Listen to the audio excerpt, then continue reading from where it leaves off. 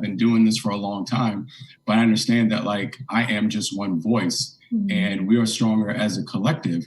So one of the real time moments that's happening for me is around inclusivity.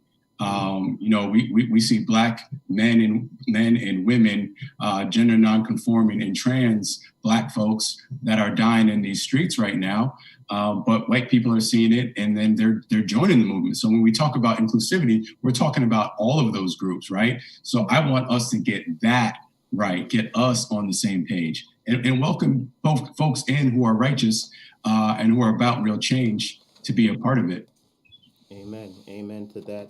I want to take time out to just shout out a few of the connecting partners that we have. GL365 in Houston, Texas. Who else? GL365. We have Irie Zion Radio in Atlanta. That's logged in. We have GFM. And that is, what time is it in the UK right now? It's like 5 hours ahead.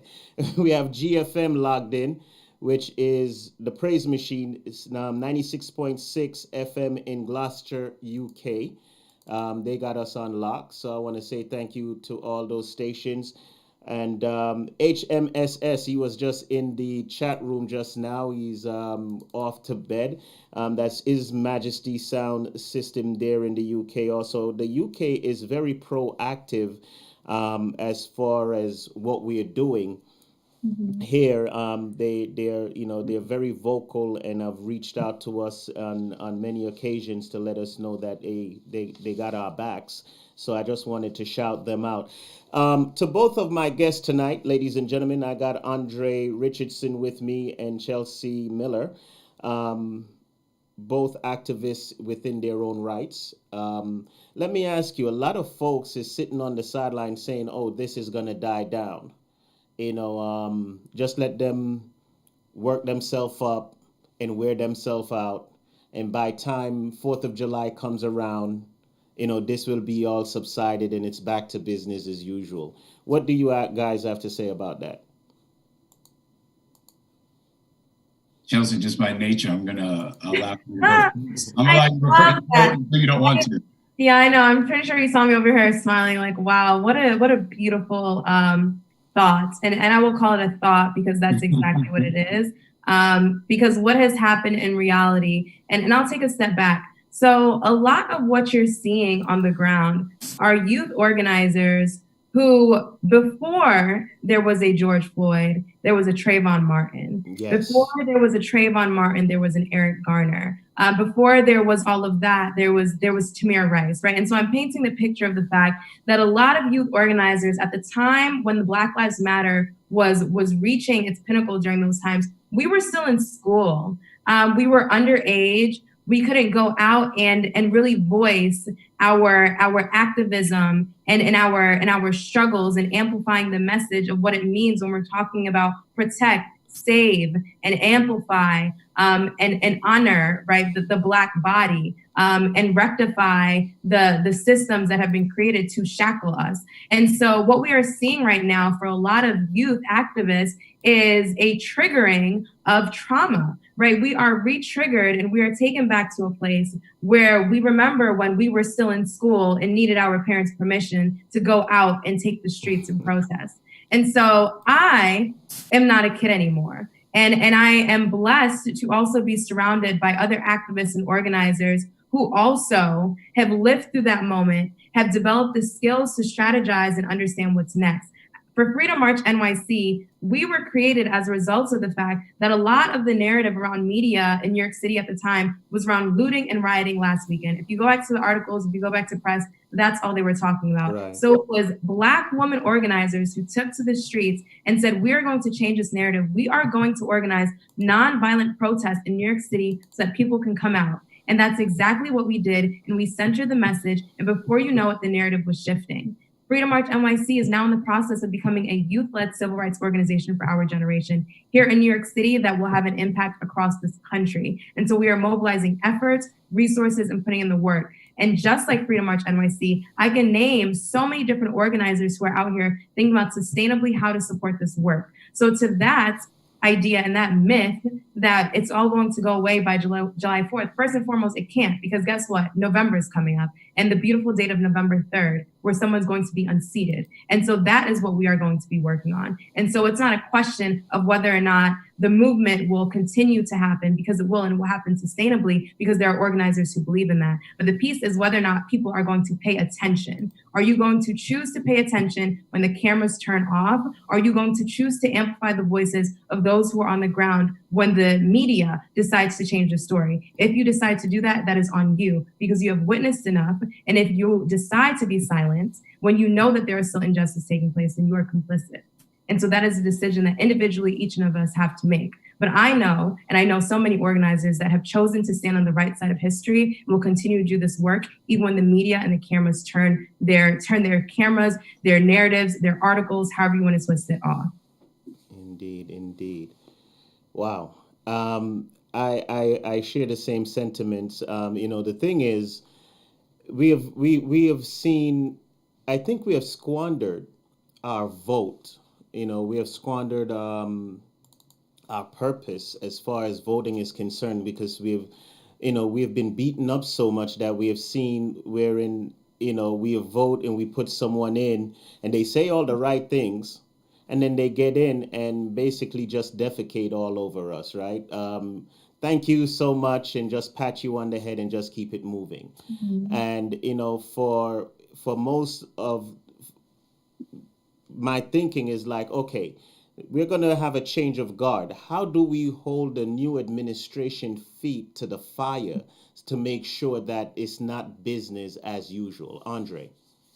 So I would say that the level of energy that's in this movement right now, in these protest demonstration and marches, is 100% transferable to the electoral, political, and campaign process, as well as we begin to elect our leaders on June 23rd, at least here in New York, and then November 3rd across the country for president. So what I mean by that is, we're going to be very strategic in how we interact with each other. And I know folks are saying, like, who's the leader? There is no leader. Like, the leader is the energy right now, right? And the leader is young Black women and Black women that are leading this movement. And I know this firsthand. And, just quickly touching on the fact that when people were talking about rioting, and then I was out there, I didn't see any rioting at the protest. The only rioting that I saw was on the news. So any demonstration that I was involved in, I didn't see it. In terms of accountability, one of the oldest, I should say, measures that needs to take place is that folks just need to actually participate. And I'm letting that land because 10% of the registered voting population participates in an election. So how is 10% of the people deciding for the other 90% to elect its leader? Right now, again, going back to the collective awakening that's taking place, people are going to start to pay attention more so to local issues as it pertains to city government, state government, and all the way up to the federal government. Participation is the key. We're seeing young folks organize on the ground right now in a way that's like making me just be like, they know exactly what they're doing. They're doing it differently.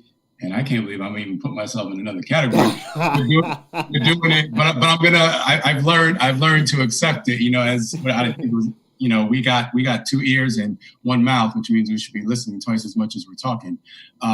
So I've gotten to a place where I've just done a lot more listening to everybody, and then just coming up with practical ways to have that connective conversation so we can get on the same page, strategize together, and figure out how to move things forward in a progressive and productive way. And so far that's been happening very successfully. Amen. Amen. Here's a question from one of our listeners. There are people that cannot protest and be on the front lines for multiple reasons, right? What can they do to be involved in the movement? Easily write a check to NYC. Oh man, just blow it. Freedom March, and write a check to Freedom March NYC right now. Freedom March Yes. That's what they could do. That's the energy we like. That's the best thing that they could do right now. All right. There you go. Freedom March NYC. We'll put that up so this way others could see it and be able to support the movement. Now, going back to the process, and dealing with of course we want a change, and I'm sure the change doesn't end. The change doesn't end at election day and putting in a change of the guard, so to speak. And we spoke about holding their feet to the fire. What is it that we, the people, have to do as far as transforming our community, to make sure that, business, whether big business or people of outside of our race, give us the respect? Because as we know, there's two ways you either command respect or you have to demand respect. And how do we go about making that happen? Chelsea. Yeah, so just to be clear on whether or not I'm understanding you right. So question around what do next steps look like and making sure that we are able to be taken seriously in this work moving forward. Exactly. And so my answer to that is we don't let up. My answer to that is we continue to advocate for the policies that we need. And first and foremost, what's happening across the country, which you are seeing right now, is policymakers and elected officials recognizing that we need to fix this issue. And so you're going to see policy agendas that are passed. You're going to see 50A, things of that sort that are going to be on the floor to think about, are we repealing this? Are we not? What does this look like? And that's when, as organizers and as the people, we need to step up and say these lists, they're not good enough. These are Band-Aid solutions to long-term issues. These are our demands. We want a complete overhaul of this system. And this is what I would say. We've seen what has happened when America has chosen to prioritize and take seriously one pandemic. So now it's time for us to take seriously the second one, and that's racism. When we looked at what happened with coronavirus, we completely revolutionized the way that we looked at work, the way that we thought about our healthcare system and resources that are available, the amount of mobilization that went to that. We even looked at our economy and completely restructured it. So in that same way, and in that same energy, we need to put that into looking at racism as a very real issue, a pandemic that has existed for over 400 years and even longer than that. And think about how can we start to surgically pull, however you want to frame it, apart and look at these issues from a very internal lens. And so that's why conversations around qualified immunity are so important. That's why conversations around defunding the NYPD are so important. And not just stopping with the conversation about defunding the NYPD, but also thinking about, okay, if we are defunding police departments, how can we look into different institutions that they can support? Are we looking to our foster care system, educational institutions, resources for community leaders to be able to lead? So I think all of these conversations are important. I think there is definitely a way to continue pushing. And I would say amplify youth organizers and people who are on the ground who are doing this work, because it's so important to give them the platform to be able to speak on these issues in a very clear way where people can understand, support, and get behind. Yeah, this is a marathon and a sprint. Yeah. Okay, indeed. Natasha on Facebook, I think you just answered the question as she was asking it, is what role, what you think the current pandemic played in the protests as far as being quarantined. If I can, I would like, I'll answer that. I think just being quarantined and everyone had nowhere else to turn, nothing else to look at. They were just stuck, and this just came and slapped you right in the face. You weren't busy with work. You weren't busy with, with taking the kids to baseball, football, whatever practice. You were sheltered in. You were quarantined, and when this happened, it just basically it was like a pullback of the curtain, so to speak. At least that's my take of it. What's yours, Andre? I mean, working with current politicians did make my work a lot busier, or my workload. It also increased my creativity as well, because we couldn't do things the same way. You know, how I look at COVID-19 and what's happening right now is COVID-19 was the reimagining of society and how we can do things differently, like how. And this is being publicized, so I'm not going to put everything out, but I'll give just enough. Mm-hmm. But like how our educational system transformed, and the lack of need for brick and mortar institutions, mm-hmm. I would say. And COVID-19 for me was a great mental resting period. Fortunately, I wasn't impacted financially or through my work or through any family members. And I practiced gratitude all throughout that. But what it allowed me to do was be very introspective. And through that whole time, I was thinking about what's happening on the other side of that COVID-19 mountain. It just so happens this was happening. And, as someone who practices a lot of yoga, like that's all I did. My yoga practice increased. So when, just going back to what you said earlier about folks asking, what about is this going to die down? Mm-hmm. Like I am fully equipped for the long haul of this movement past July 4th, 2021 and 2022. All of my past work experience and body of work has prepared me singularly for this moment right here. All right. This is 963 IMG Radio, and this is a special edition of Black Lives Matter, because it truly does. See, you can't remove us and still expect to move on. One of the things that come to mind is all the contribution our foreparents gave to the building of this empire. And without us, how can the empire stand? We are an intricate part of the ecosystem. And,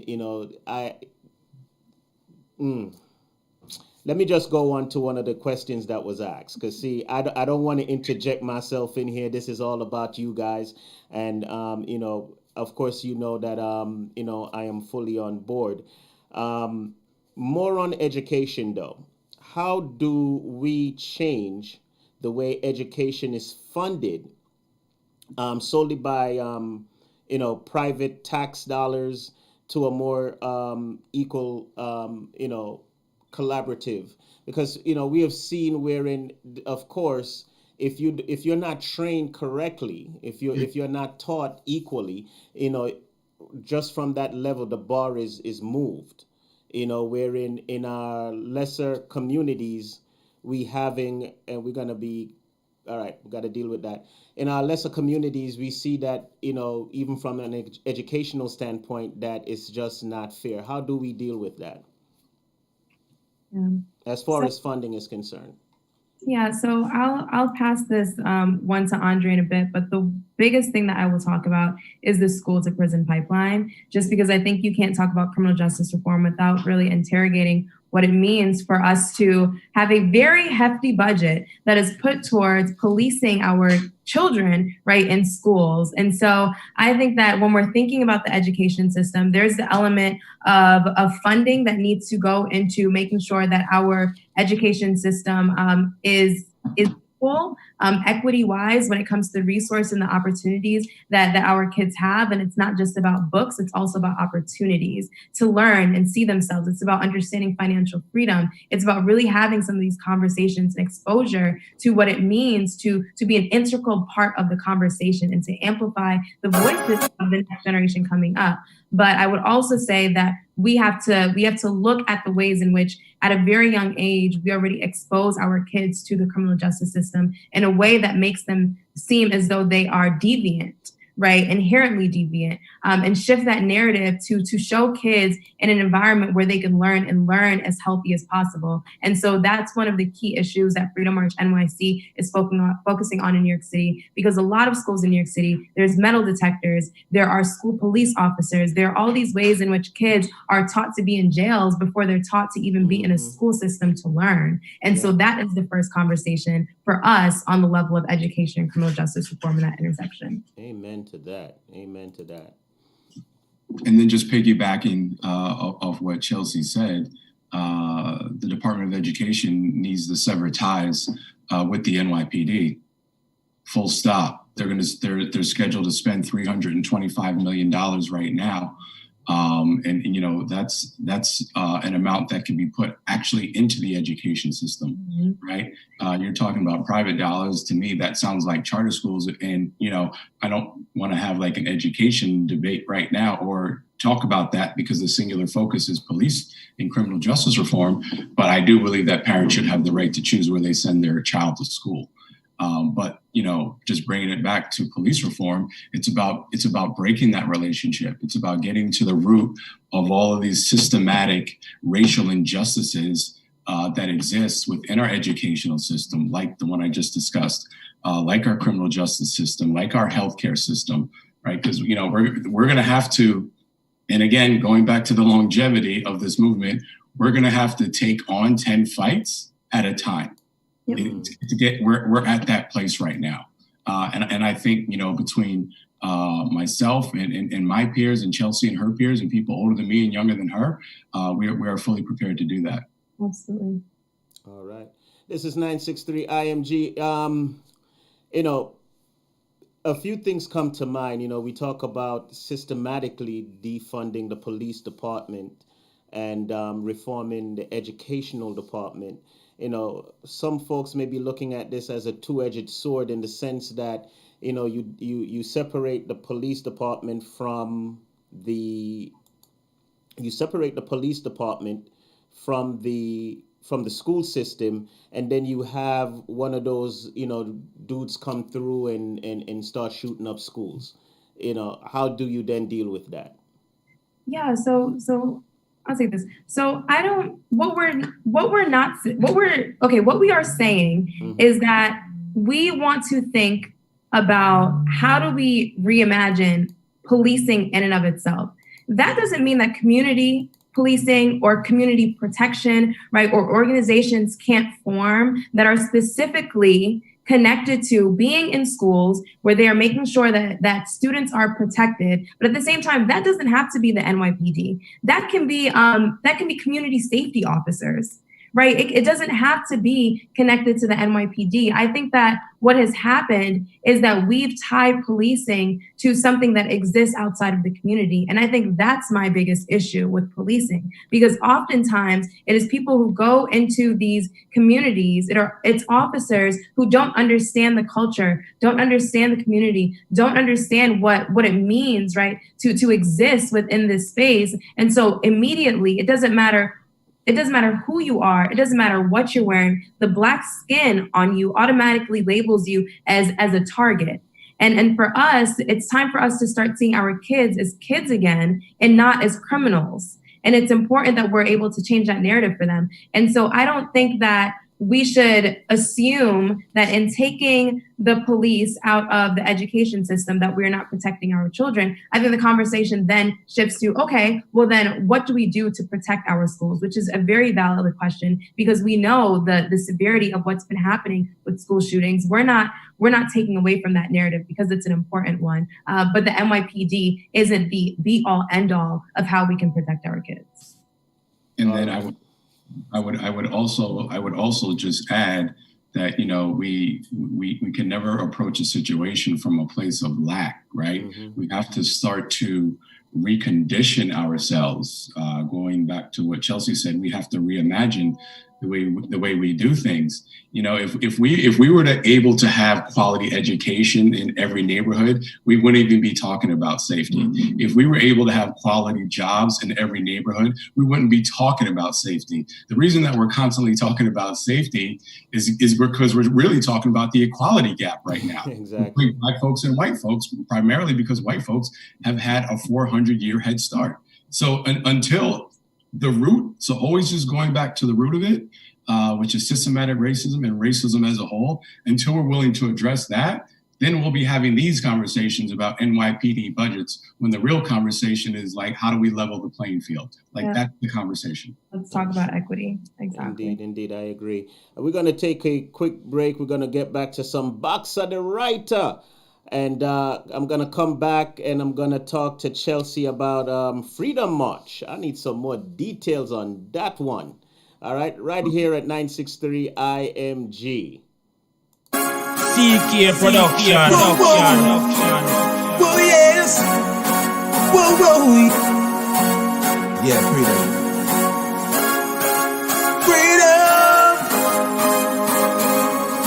Whoa. I said freedom. Carry on the message. And no more war. I said freedom. Yeah, go to use them right. Peace and no more Blood suckers. Mental said the government always a pressure me. Always a feed on the poor. Coming like some leech man. Swore them a enemy. Them always seem to want more. The government always a pressure way. Always a feed on the poor. They're just some big ass. Hold them a enemy. Them always seem to want more. Man a hustler from sundown to sun up. So by any means it's life or burn up. If you follow their right, be a wrong bang up. Them while we dead. Look on the stimulus package. Them fight out of our plus. We make a dime. Them want the dollar. Them while we lose the mind. Rise up the bomber. Them while we head. Look them while we head. I said freedom. Carry on the message. Peace and no more war. I said freedom.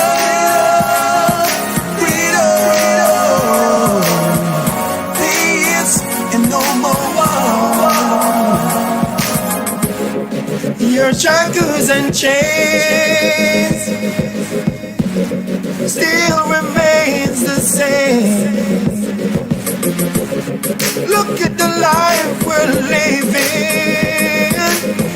I wonder when we gonna win. Mothers and brothers, my fathers and sisters, yeah. All this gunfighting every day. Kids getting killed in schools. That's not good, no way. I said freedom.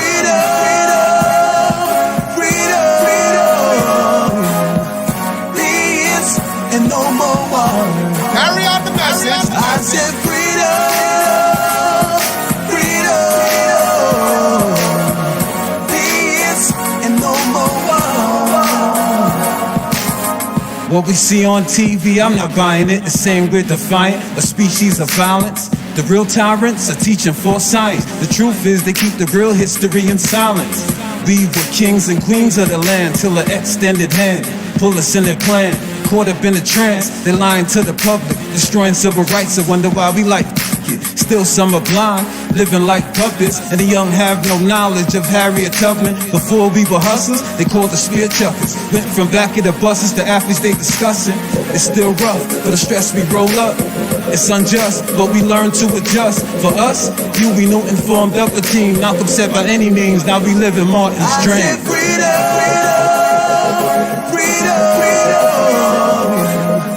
Peace and no more war. Carry on the message. I said freedom.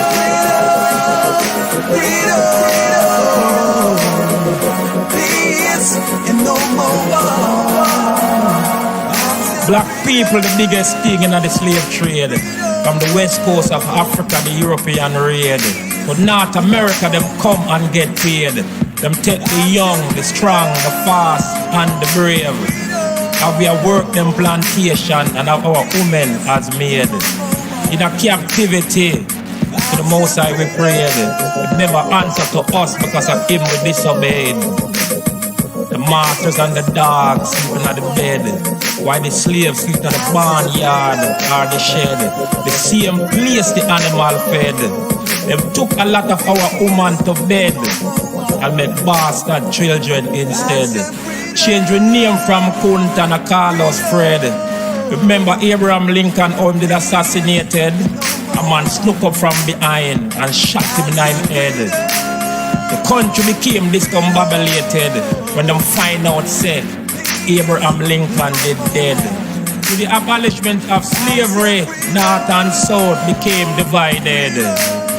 Freedom, freedom, freedom. Oh yes, cause freedom in the world today. And that's what we need. I said freedom, freedom, freedom. Carry on the message. Peace and no more war. I said freedom, freedom, peace and no more war.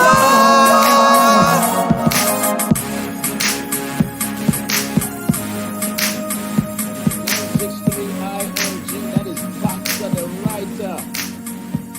Freedom, no more war. That's what we're dealing with here, man. Some positive things, long time coming. And as you know, Brother Andre, you just mentioned, this empire has gotten a 400-year head start. I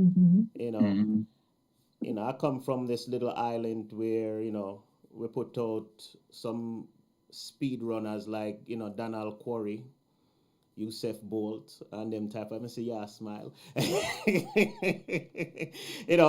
What I'm saying here is that just give us 100 years. We don't even need 400. Give us 100 years, and I think we can catch up. What you think? I think we need even less time than that. We need less than 100? Yeah. Wow. We have visionaries in our community, and we have people who are able to do the work of reimagining. We just need the resources. We have the minds. Indeed. So true. Sis, tell us about this freedom. What is it I asked you before I went? Freedom March NYC. Freedom March NYC, yes. Yeah.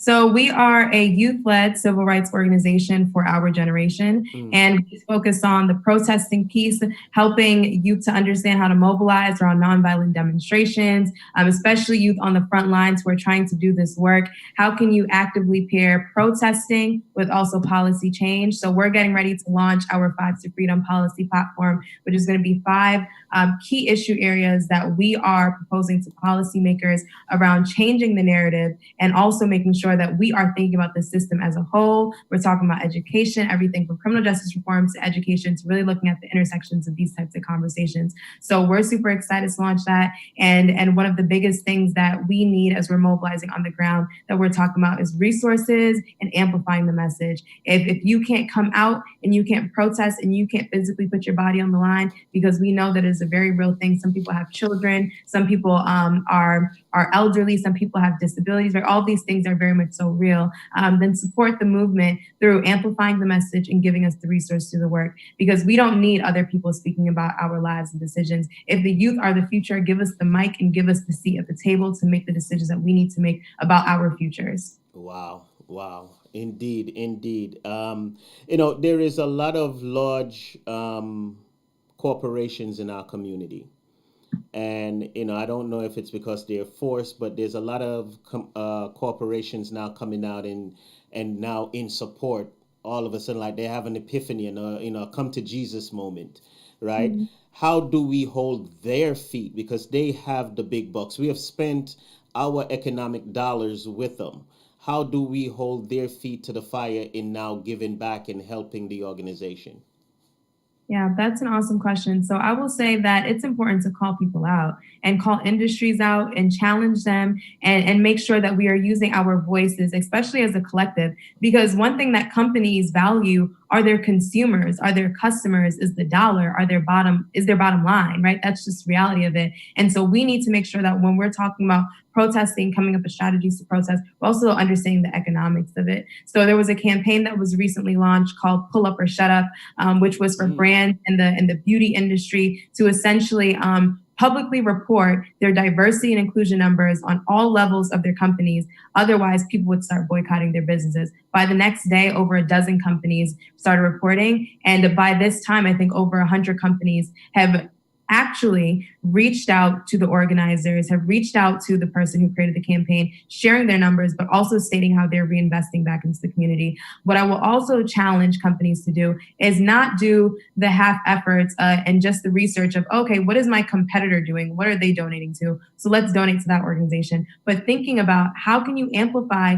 youth organizers? How can you amplify the work of other organizations that need the funding? There's a lot of organizations that have maxed out and have made public statements saying, you should stop sending us money because we've already maxed out on how much we need. Please go and give it to other organizations that are doing the work on the ground. And so what I challenge companies to do, and what I challenge us as consumers to do, is to make sure we're amplifying that message. And social media is an incredible outlet to do that, because it's as simple as just adding somebody, commenting. And then from an employee standpoint, if you are a Black employee and you are working at these major corporations, I at one point was working for Unilever after college on their social impact initiatives. Mm-hmm. You need to be that voice in the room to say, I know people on the ground. I know organizations that we should be looking to invest in. And also, this is a sustainable plan that we should think about. So I hope that Black employees are empowered during this time to speak up and recognize that their voices are important, and that their white counterparts and coworkers can also amplify the message, because that's real to the movement and the work that needs to be done. Of course, we need the organizers, but we also need the people who are internal, pushing the agendas and the work of the movement. Absolutely, indeed.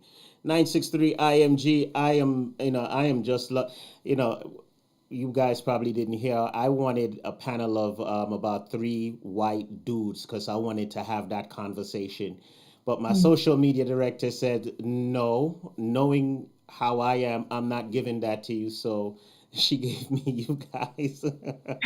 She's good. To which I am totally happy, because, we need to get this point across also. Now, I think we need to weaponize our dollars, because personally, and here's the reason why I say that, for as much as America sees white and Black, I think they're appreciative and see green more because of the greed.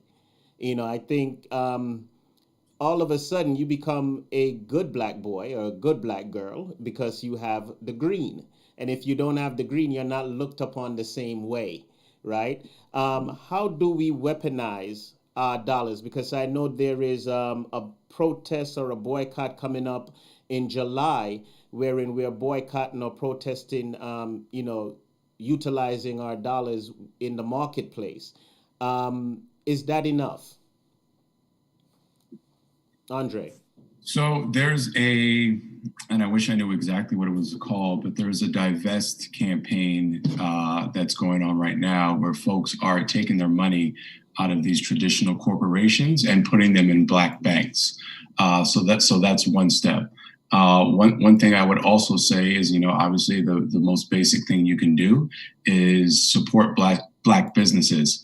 I mean, that's something that's readily available and easy to find. I would also challenge all of us to be radically imaginative on how we can support one another. Chelsea's on the front lines. Everybody's not going to be on the front lines, and that's just the reality of it. But there's some really dope Black businesses that are out there that are small businesses that we should be supporting, from everything to a large scale corporation to something as small as a mom and pop shop. But it's about doing our due diligence, because here's the thing. If we don't do what's necessary in this moment to be supportive of one another, it is going to be a missed opportunity, which is why we have to be as absolutely bold as we can possibly be, which is why why the word radically flows so easily off my tongue now. Whereas before, saying radical would have been like, oh no, it's like somebody's going to be fearful of me. But right now, what I mean by that is being aggressively intentional and what it is that we want to do. And that's about keeping the Black dollar in Black communities when we're able to, and it's also, and one other thing, and it's also about recognizing that some people are in